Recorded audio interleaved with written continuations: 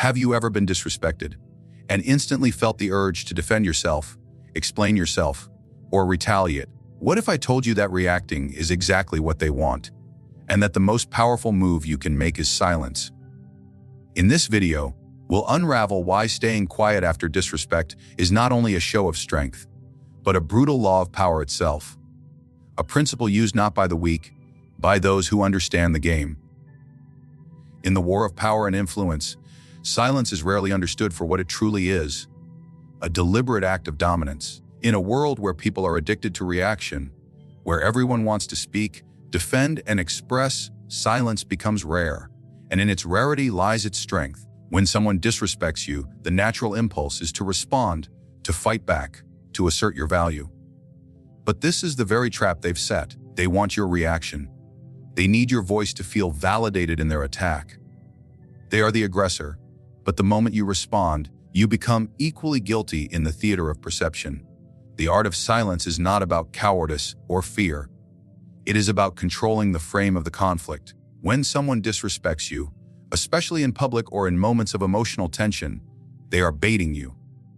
Their goal is to provoke you into emotional chaos, to shift your focus from logic to anger, from awareness to wounded pride.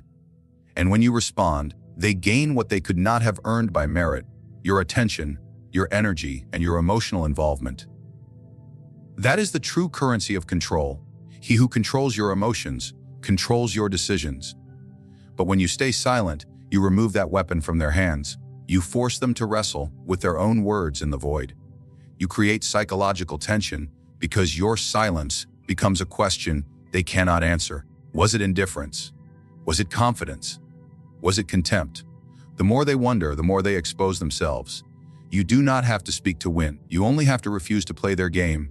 And that refusal creates a vacuum of power that suffocates them slowly. In silence, you observe, and observation is the foundation of dominance. While they rant, mock, or insult, you are not reacting. You are studying. You are collecting data, identifying patterns, recognizing weaknesses. The disrespect becomes a map of their insecurity. The louder they get, the clearer their desperation becomes. And while they waste energy, you conserve yours. In the game of war, the man who watches first strikes best. Furthermore, silence has the ability to echo longer than speech. A retort can be dismissed. A rebuttal can be twisted. But silence, true, composed, strategic silence, lingers. It unsettles the insecure and reveals the stability of the disciplined. It communicates something far more dangerous than words: that you are not emotionally dependent on their validation, that their attempt to define you has failed, and that you will choose the time and place of your retaliation, not them. The strategic value of silence is most powerful when it is unexpected. When people know you as someone thoughtful, composed, or powerful, your refusal to speak after disrespect is a loud signal. It tells them that something is being calculated. It creates tension in the air. You do not lower yourself to wrestle with mud. You let them stain themselves while you remain untouched. Their words rot in the silence you've left behind. And those who watch, who observe from a distance, begin to form their own conclusions, not based on what you said, but based on what you didn't. Silence also removes the weapon of justification from your opponent. When you speak, you offer explanations. When you defend yourself, you allow your opponent to twist your words into weakness. But when you say nothing, you offer them no material to work with. They must invent a narrative, and that narrative often reveals their projection, not your truth. They begin to fill in the blanks with fear, insecurity, or assumptions, and those assumptions are often more damaging than anything you could have said. Silence is also a way to retain leverage. In the moment of disrespect, the power balance is fluid. If you respond immediately, you may feel good temporarily, but you have shown your hand, you've given up the mystery. And in politics, war, and life, mystery is power. People fear what they do not understand. They overestimate it. They imagine a response 10 times greater than anything you would have actually said, and that imagined fear often does more damage than any reality you could have delivered. The disciplined man learns to weaponize silence, not by accident, but by design. It becomes a core part of his strategy, not to avoid conflict, but to delay it until the odds are in his favor. In silence, there is time to study, time to let emotions cool, and time to build leverage. The man who reacts instantly is a servant to impulse. The man who waits in silence becomes the architect of outcome. Staying quiet after disrespect is not about walking away. It is about walking above. It's a mental positioning that says, you are beneath my strategy, not within it. Every time you remain silent after someone crosses a line, you reinforce your internal power structure. You teach yourself that not every shot fired deserves a return bullet. Some deserve nothing but your absence. Some deserve to be ignored so thoroughly that they begin to question if they ever mattered at all. Every calculated act of disrespect is designed with one intention: to extract an emotional response. It is not about the words themselves, nor even the insult. It is about what happens to your mind when you allow it to penetrate your composure. The moment you respond emotionally, the battle shifts. You are no longer the strategist, you become the pawn. And in the realm of power, pawns are the first to be sacrificed.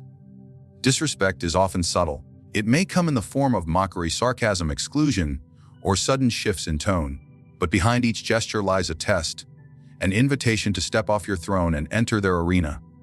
Their disrespect is a hook, baited with ego. It dares you to defend yourself, to explain, to clarify. But in doing so, you grant them what they desire most: relevance. To respond emotionally is to admit that their opinion has weight. It confirms that their attack found its mark. You signal that you are hurt, agitated, destabilized. And that signal becomes their reward. Your anger becomes their triumph.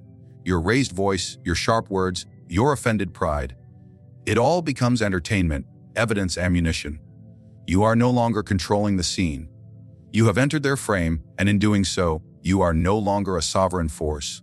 You are reacting to theirs. To be reactive is to be owned, manipulated, and governed by another's tempo. The man who reacts cannot lead. He is always following the cues set by others.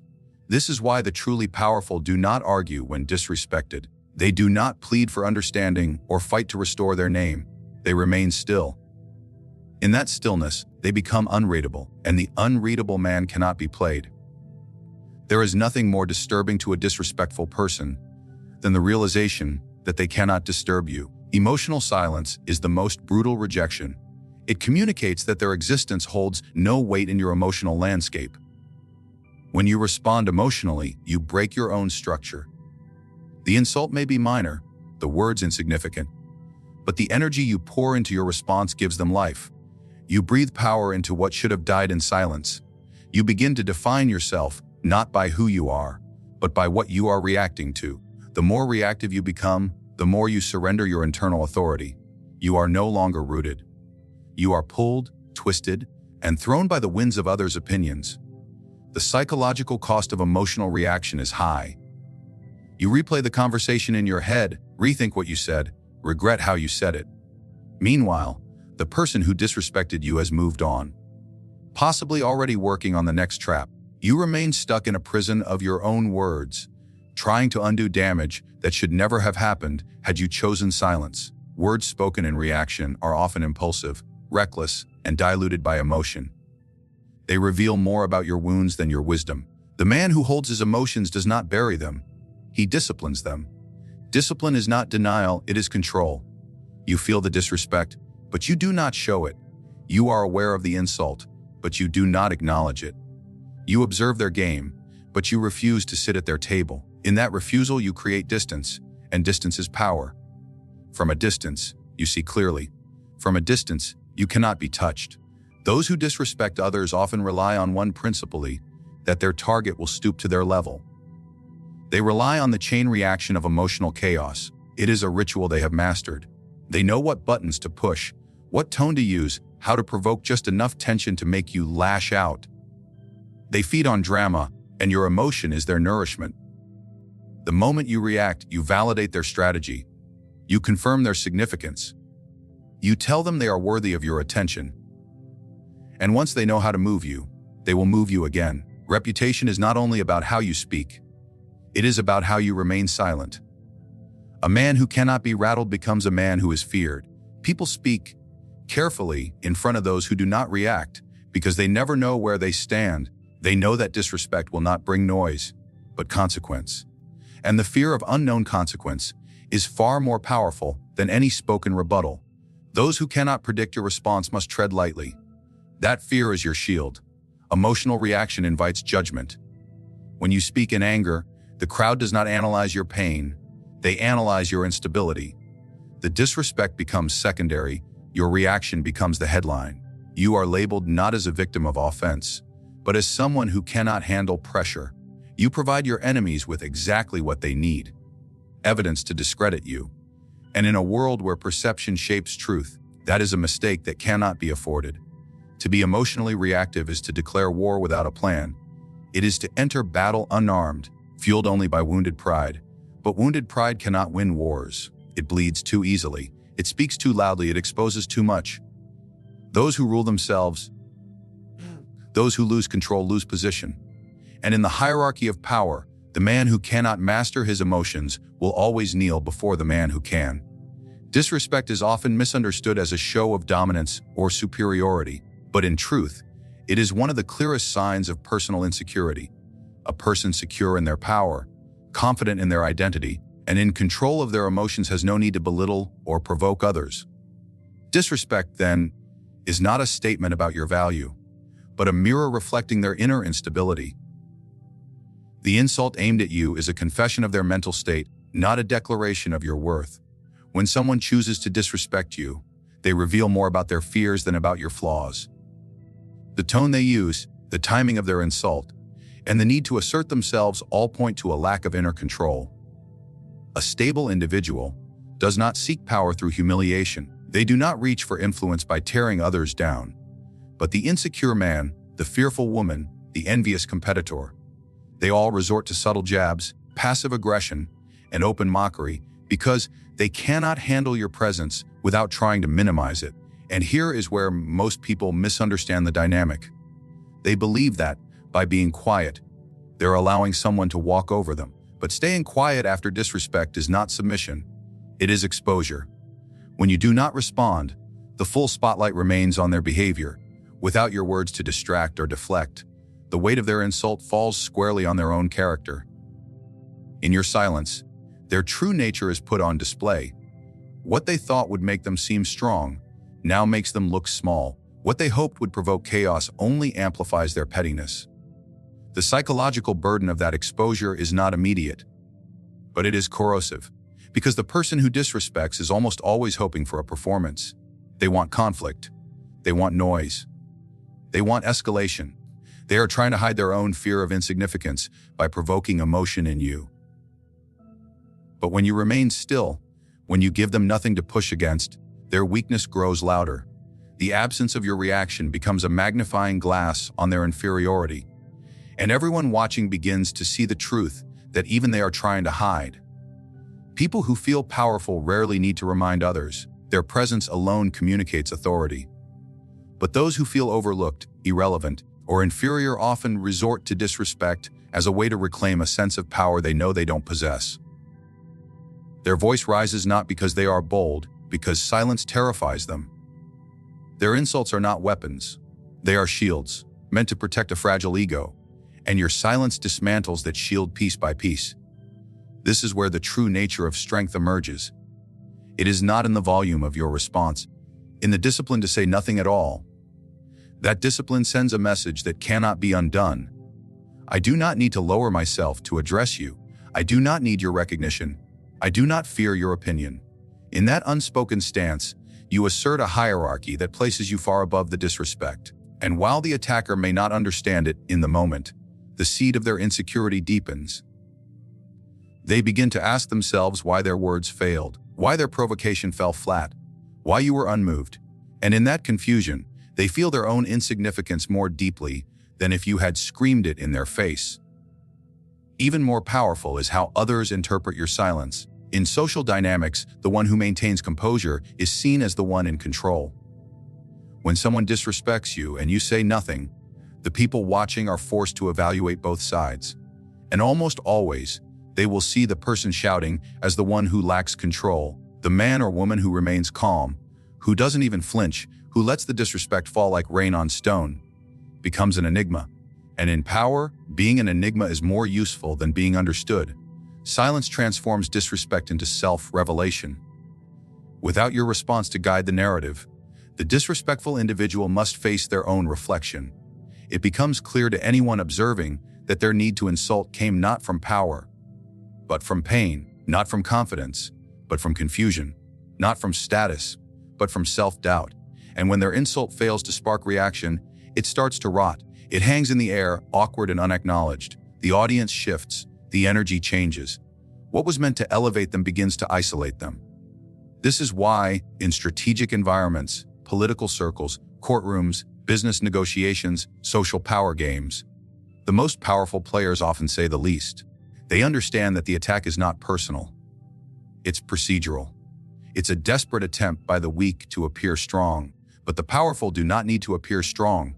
They simply are. And nothing exposes the difference more than how one handles disrespect.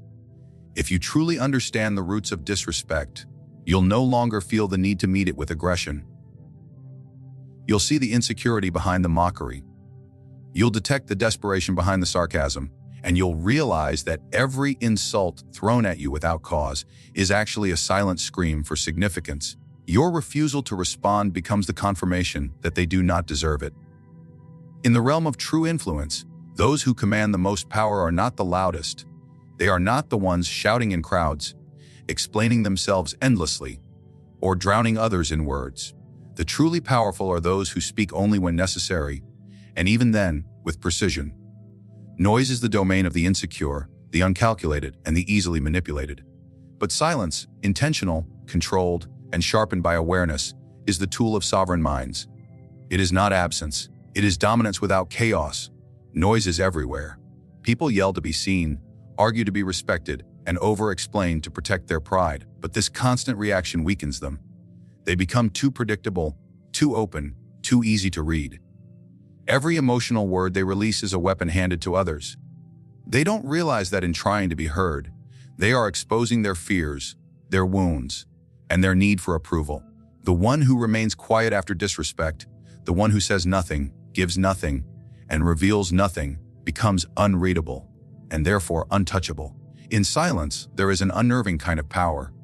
When a person is insulted or attacked, and they simply stare back or walk away without a word, they create tension. That silence becomes heavier than any spoken retaliation.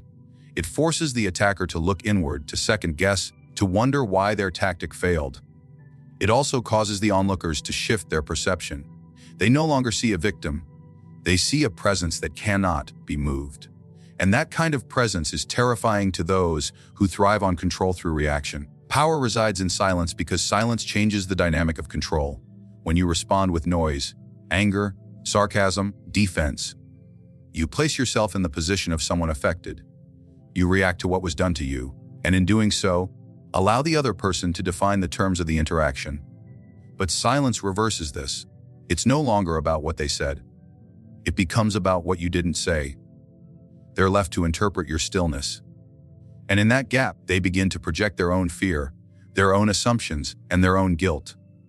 What they feared most, being ignored, being dismissed, being insignificant, starts to unfold in real time. Silence also creates mystery, and mystery is a currency more valuable than gold in the politics of power. Once people think they can read you, they stop respecting you. Predictability weakens the impact of your presence. But when your reactions are rare and reserved, your words gain weight. People begin to listen more when you do speak, because you've trained them that silence is your default. This is how rulers govern without constant commands. Their silence becomes a standard, and their words become decrees. Power is not in how often you speak.